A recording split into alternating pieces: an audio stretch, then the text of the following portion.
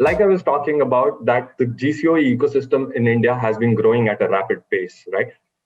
What we've observed over the last 2 years or so, which is predominantly during the pandemic, as many as 140 new GCOEs have come out and opened their centers in the city. The likes of Zoom, Slack, Pepsi, Micron Technologies have come to India and set up their offices here to support their global operations. We've also seen some of the more established players in India hiring extensively during the pandemic. I mean, the likes of Microsoft, the likes of Walmart, Global Techs of the world have actually added more than 1,000 employees each during the pandemic. Plus, the startup ecosystem, which is maturing, is also leading to a lot of talent wars. This entire aspect, in terms of the number of GCOEs, as well as the growing startup and maturing startup ecosystem, has led to a fierce talent war between GCOEs, service providers, as well as the startup ecosystem. And this is something which is going to increase over the next few years. And what we anticipate is by 2023, there will be about 1,500 GCOEs present in the country. And the war for talent is just going to go up going forward. Keeping all this in mind, we set out with an eye to understand what are the other major locations that can help solve for this particular challenge. And we went out and checked about 300 tier 2, tier 3 cities in the country, assessed them in terms of talent availability, the quality of life, the macroeconomic parameters that these cities have, and the living conditions with respect to the employees in terms of the healthcare infrastructure, education infrastructure, as well as the safety and security of employees. And we shortlisted about top 15 cities based on this. Our framework includes aspects of city attractiveness, talent availability, cost, ease of operation, as well as migratability. These parameters are further divided into aspects of cost of living, the level of pollution in a city, the ease of living index, the ease of doing business with the government, with the rankings which government comes out with, how's the healthcare infrastructure, the education and higher level education in particularly, and most importantly, the connectivity with international destinations. So these are all the parameters that are fitted into the city attractiveness question for a city. Apart from this, we've looked at talent availability, and with not just the available talent, but also the talent pool that is in the pipeline from the universities as well as college ecosystem that exists in and around the city. The third piece is the migratable talent. Here we've developed a framework where we've assessed the number of employees who are probably working out of another city and are looking to come back to the tier 2 city. And that is what is the migratable talent available for a city. The last piece is, of course, the cost of talent, as well as the rental, and the utility cost. While we were doing all this, what we figured was there were some key drivers and common themes that come out with while assessing all these tier 2 cities. And that is, the first and the foremost is the government initiatives.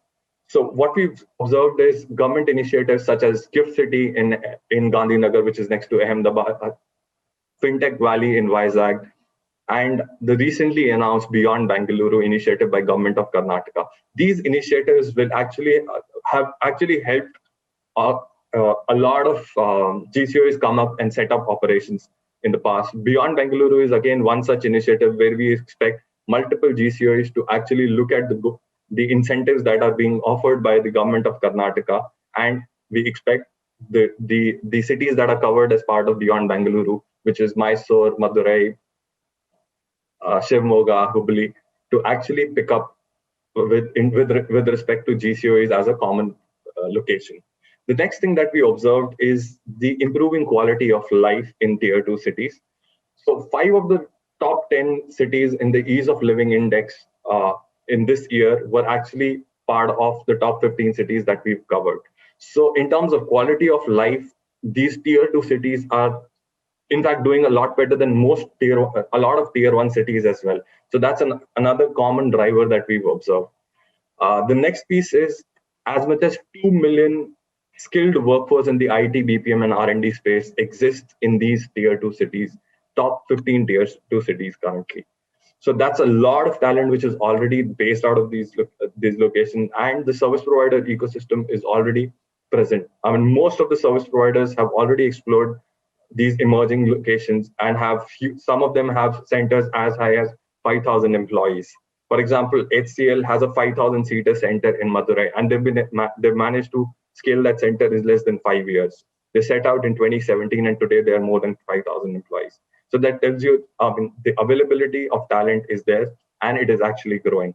Even with respect to the government, with respect to the university slash college ecosystem, we've seen there is a tremendous change and improvement in terms of the kind of fresh talent that is moving into these cities from the colleges and universities nearby. The next thing we observed was increasing GCOE footprint. So what we've observed is Singapore Stock Exchange, Standard Chartered, HSBC have all set up their operations in the recent past. And we've also observed that the GCOEs which are already present in tier 2 cities are also expanding at a rapid pace. One other aspect that we've witnessed is the metropolitan lifestyle that is coming to these emerging locations. The Digital India initiative helped in terms of increasing the pace of digital adoption. The hospitality, retail, and entertainment sector have started focusing on tier 2 cities to provide a very similar standard and style of living in these tier 2 cities. And the so-called mall culture, which boomed over the last couple of decades in the tier 1 cities, is something which is in fact already happening in these tier 2 cities as well. The next thing that we observed is these places are a hotbed of startups, and more than 1,500 startups have come out with these top 15 cities in itself. Some of the most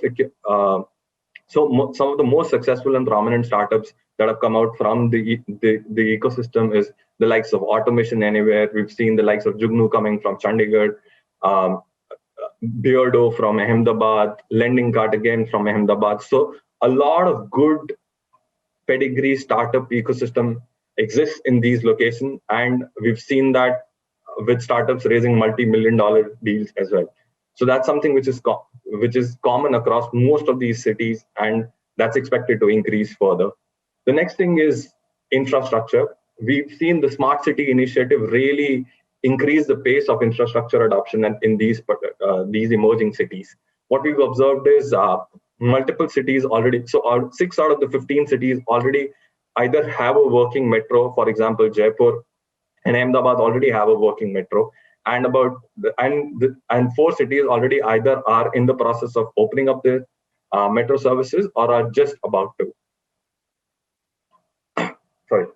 And the last piece is, of course, the high cost talent arbitrage. We've seen a difference of anywhere between 15 to 50% in terms of the overall talent cost in tier 2 cities, and also up to 50% cost savings with regards to the infrastructure cost.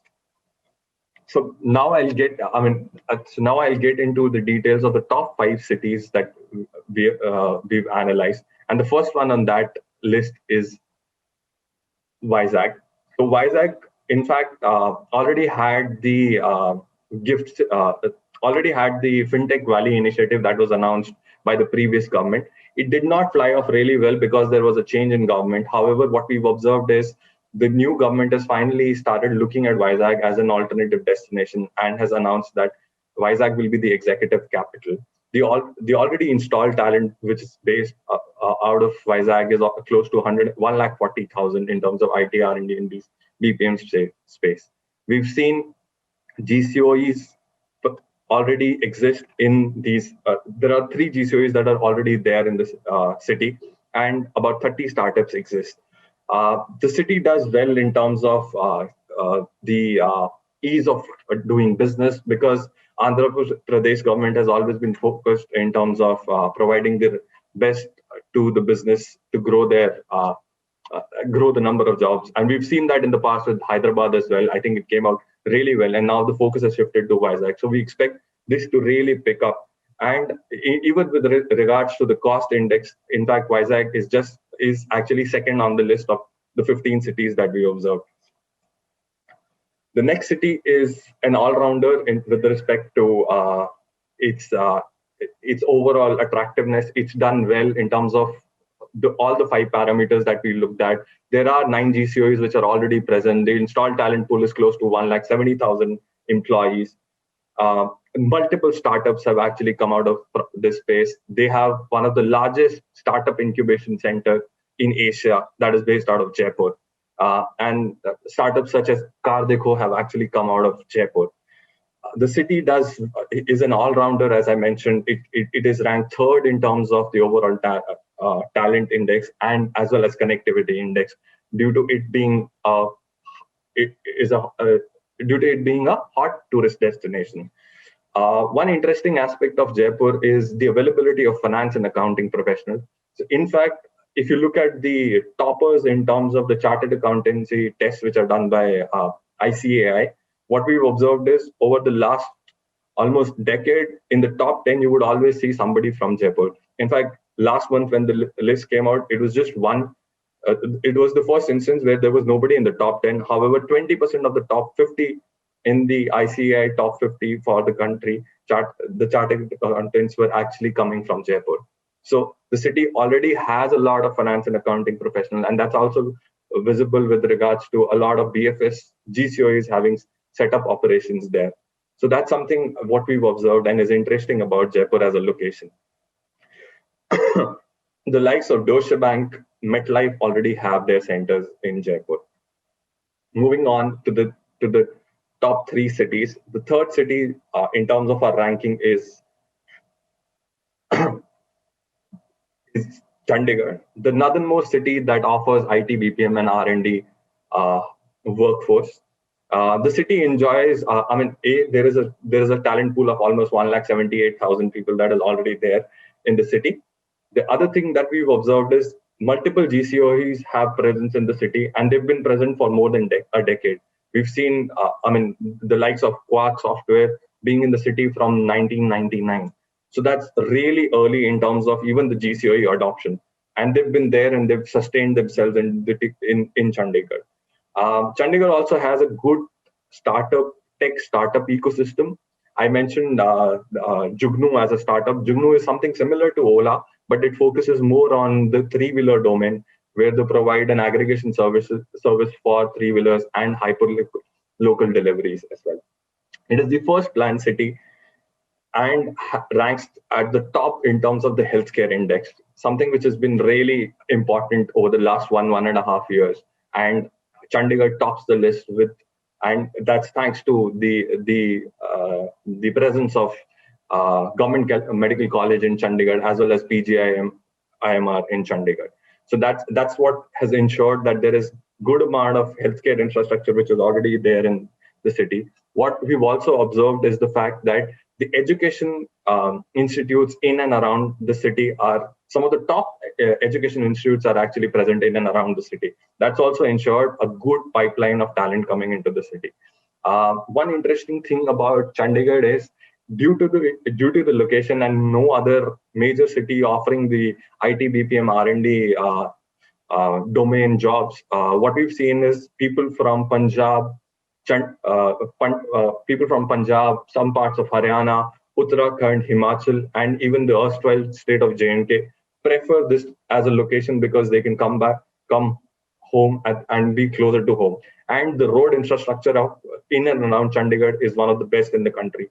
So that ensures even like people who stay in the vicinity of 200, 250 kilometers can easily go back to their hometowns over the weekend. So that's one interesting thing that we've observed. And when we spoke to people, that was something which came out. And what we've seen is, I mentioned about Quark City, right? There's another, there are other GCOEs as well, which are present, like the example of Praxil, which is actually a clinical research organization, which has its center, which is something very niche and works on the regulatory and compliance aspects of clinical trials. And that's actually based out of Chandigarh. They have about more than 700 people based out of Chandigarh. So that's again something that tells that, okay, we already have a GCOE ecosystem that's currently there in the city, and they've been there and they've been growing as well. Sorry. And apart from this, there's also a good amount of service provider presence in Chandigarh. In fact, Infosys already has a 3,500 seater center in Chandigarh, and they've also announced plans to expand that particular center. So that tells you there is availability of talent, and the service provider ecosystem is already leveraging that talent. Moving on to the second on the list, uh, which is Coimbatore, with an installed talent pool of more than 2 lakh and multiple GCOs. In fact, as many as 23 GCOs already have presence in Coimbatore. And Coimbatore also enjoys an advantage similar to Chandigarh in terms of migratability of talent, and is one of the most sought after places in terms of migratability index is concerned. And it is actually at the top of the list in terms of the southern Indian states are concerned.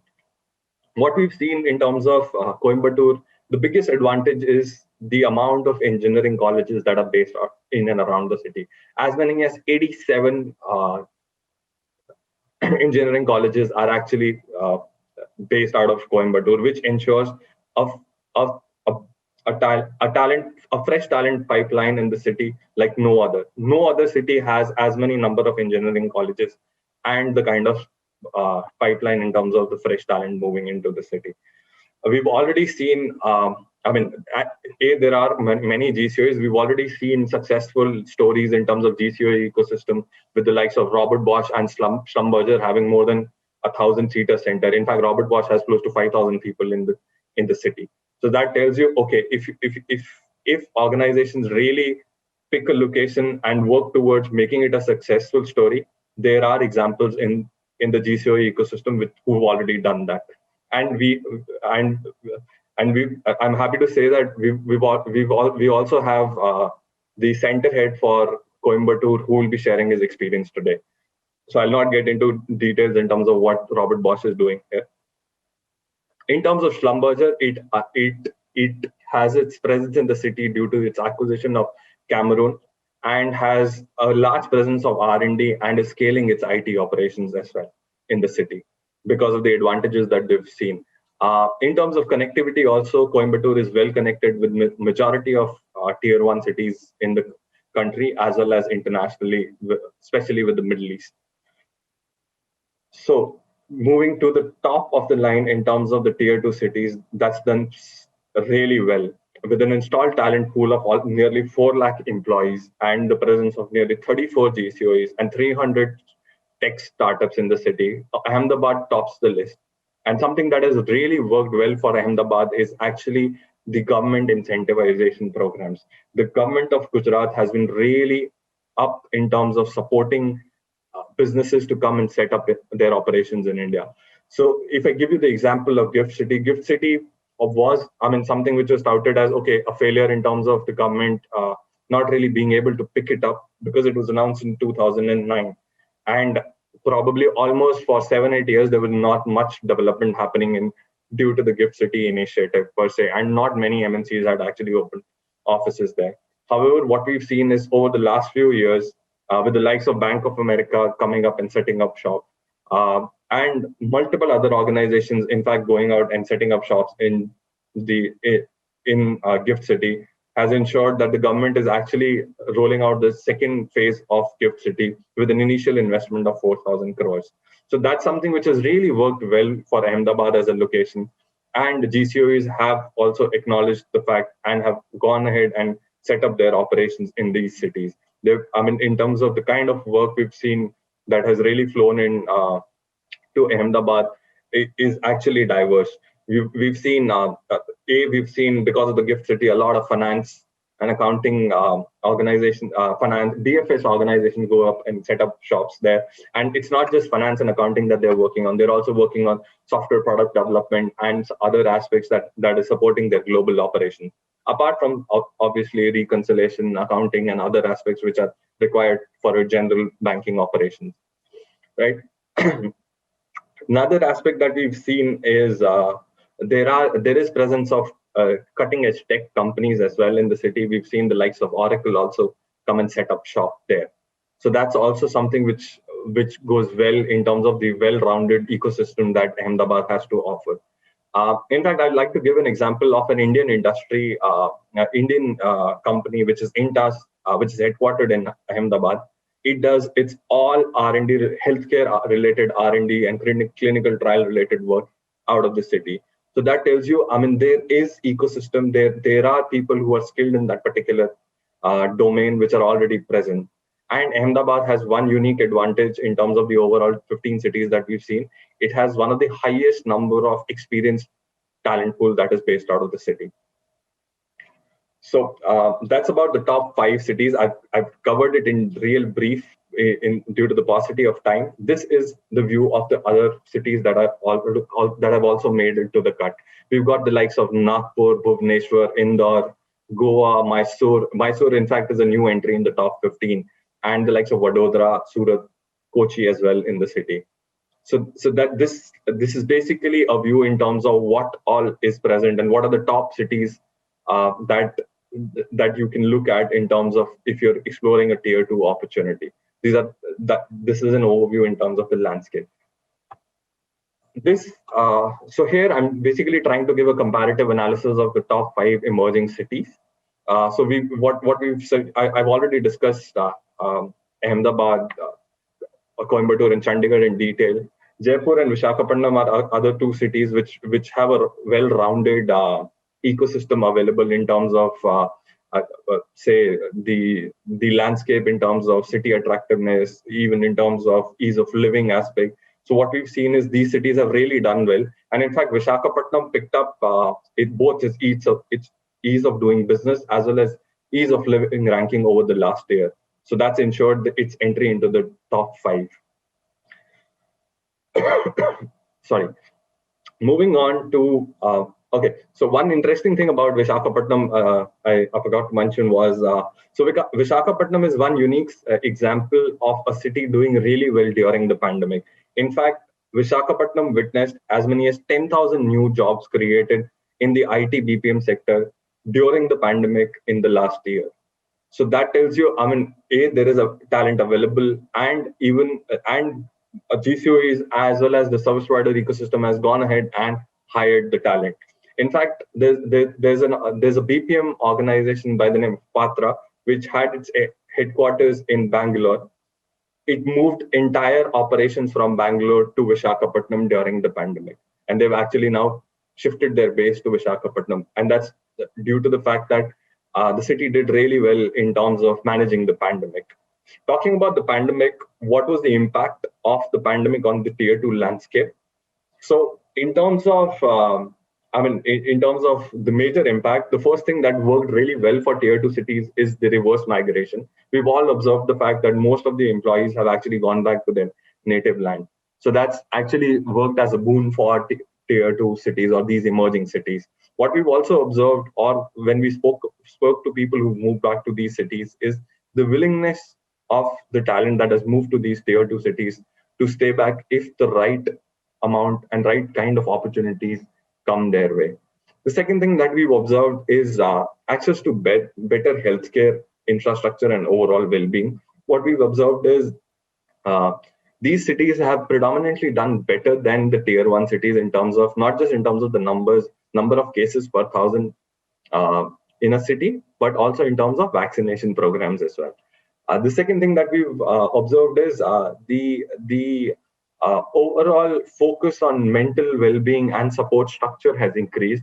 As a result, a lot of employees are talking about the fact that they would prefer being closer to home, and specifically if they have parents or elderlies at home, they are looking at that option where they can be closer home. And this is something which is a change we've observed during the pandemic itself. The next piece is in terms of increasing GCOE footprint and service provider presence. I was talking about that multiple organizations have actually gone ahead and set up their operations in tier 2 cities. So the examples are Standard Chartered, HSBC, Citibank, and MasterCard. All these organizations have actually opened their, have announced and opened their centers during the pandemic. That is last March to this year. Currently, they've actually gone ahead and opened their offices. In fact, Singapore Stock Exchange also recently opened its center in Gift City. Similarly, even in terms of the service provider ecosystem, we've observed HCL talking about expanding its center in Nagpur, Infosys talking about that they're going to be expanding their center in Mohali as well. So that talks about, I mean, during the pandemic, I mean, there hasn't been any sort of lack of pace in terms of growth of these emerging cities. The next piece is the startup ecosystem itself. We saw multiple healthcare related startups come in, and also the startups which are not really healthcare, but came out with use cases to solve for the community. So that's something again which is unique to tier 2 cities, where the startup ecosystem itself came out to support their cities or the community, so to say. One interesting thing that we also observed was emerging lifestyle. So if you look at the e-commerce players, the likes of Amazon and Flipkart, they observed a faster pace of growth in the tier 2 cities as compared to the tier 1 cities. Well, that was expected during the pandemic because a lot of people from tier 1 cities had actually moved to tier 2 cities. But what was interesting when we went deeper in terms of understanding, what we realized is even a year before the pandemic, the rate of growth of tier 2 cities was significantly higher than tier 1 cities for these major e-commerce players. Lastly, what we've also seen in terms of emerging trend for tier 2 cities is so because of the better entry prices and in terms of investments, in terms of real estate, we've seen a significant uptick in the tier 2 space with regards to people buying properties. So that's again a sign where employees that have moved back to these cities are actually probably looking at a more long-term view when they're going ahead with buying houses and making long-term investments. So that's again something which we've observed. Just double-clicking on the aspect of tier 2 cities, where they stand in terms of the overall cases as well as vaccination programs. So this slide basically, so if you look at the green arrow, that means on an average basis, these cities have done better than the tier 1 cities. So whether it be with respect to the number of cases per thousand, recovery ratios, death ratios, and most importantly, the number of people vaccinated. So, I mean, if you see the overall chart, there is more green than there is red. So on an average basis, what we've observed is these cities have done significantly better than the tier 1 cities with regards to even vaccinating their residents. So that's something which is really important in the current circumstances, but that also shows that there is good amount of healthcare infrastructure which is already present in these cities, which has ensured that they've done better than tier 1 cities with regards to the vaccination drives itself. Lastly, in terms of the overall response from the ecosystem, government, as well as MNCs, we've seen MasterCard announce an investment plan of almost 1 billion, and they're talking about that they're going to be significantly expanding their capabilities out of Vadodara. The next thing that we've observed is HSBC, Standard Chartered, all going to GIFT City and opening the center, which in itself has probably resulted in the fact that the Gujarat administration has come out with supporting them further, and they are planning to come out with a specific fintech policy to ensure that more finance and accounting, fintech related firms actually come and set up their shops in the city. I've already spoken about the fact that Infosys is looking to expand their center. Another example is Schlumberger that continued with its plan to expand during the pandemic. Right. In terms of government initiatives, also we've seen the state governments such as Kerala as well as Tamil Nadu come out and support not just the startup ecosystem, but in terms of coming out with investment plans to ensure that the ecosystem continues to grow. Another aspect that we've also observed is, the SEZs which were planned, which got delayed due to the pandemic. The governments have taken steps to ensure that these SEZs which were planned are actually expedited to ensure that these places actually come up in time. There is definitely a delay, but what we've observed is there's specific focus on developing these cities, these SEZs. So in all, what we've observed here is, the overall ecosystem in terms of the tier 2 / emerging locations in the country is evolving, it is growing, and the pandemic has actually helped the cause in terms of growing these cities. It is something similar to what we've observed at an India level as well. I mean, if you look at GCOs, they've actually grown, right? So that's something what we've seen. I'll not be getting into the deep dives, but I'll just give a brief view in terms of what the report entails. It basically talks about the overall ranking in terms of city attractiveness, ease of operation, talent availability, migratability, as well as the cost index. I'll not be covering this in detail. This is just a slight view in terms of what's the kind of talent available. I'm just giving an example of Ahmedabad. I'll just move in terms of, so why do you need to look at the tier 2 space right now? First aspect that we've seen, which works really well for these tier 2 cities, is the business continuity planning. What we've seen is a lot of these GCOs, which had presence in tier 2 cities, were easily able to manage the pandemic because most tier 2 cities were the first ones to get impacted. So that helped. And that helps the cause even in the future for these tier 2 cities. The second piece that we've seen is improving infrastructure. The smart city initiatives and overall government's focus also has helped.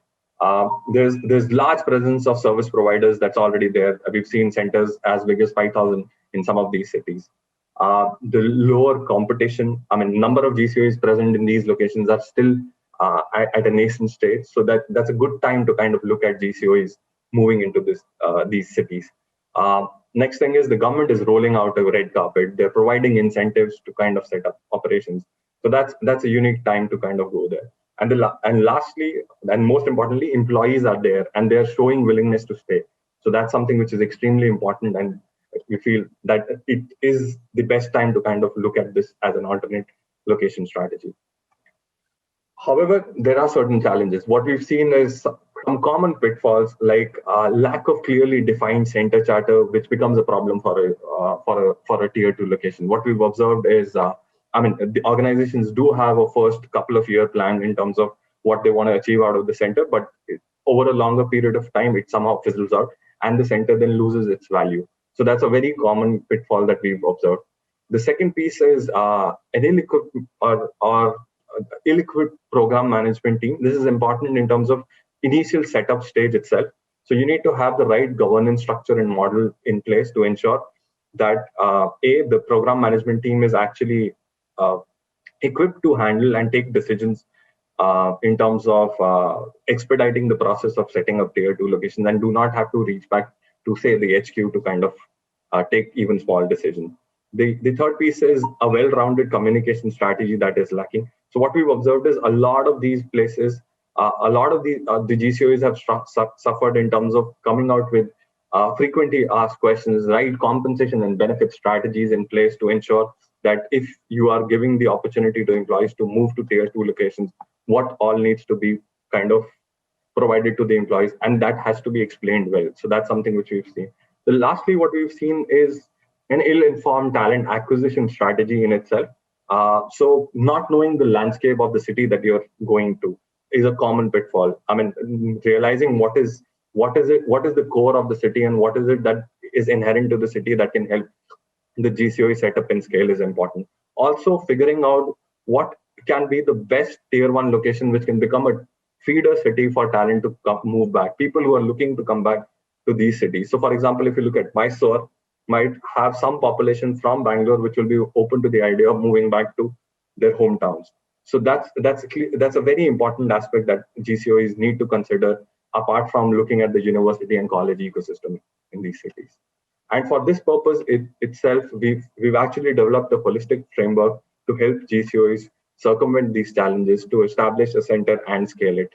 We've come out with a playbook where we are looking at definition of the center charter over a 2, 3, 5-year plan to ensure scalability. What should be the ideal governance structure and organizational structure and governance model between the offshore center, I mean, in terms of a tier 2 center versus a tier 1 major center, the talent acquisition and retention strategies, as well as the compensation piece. Thank you. Thanks a lot.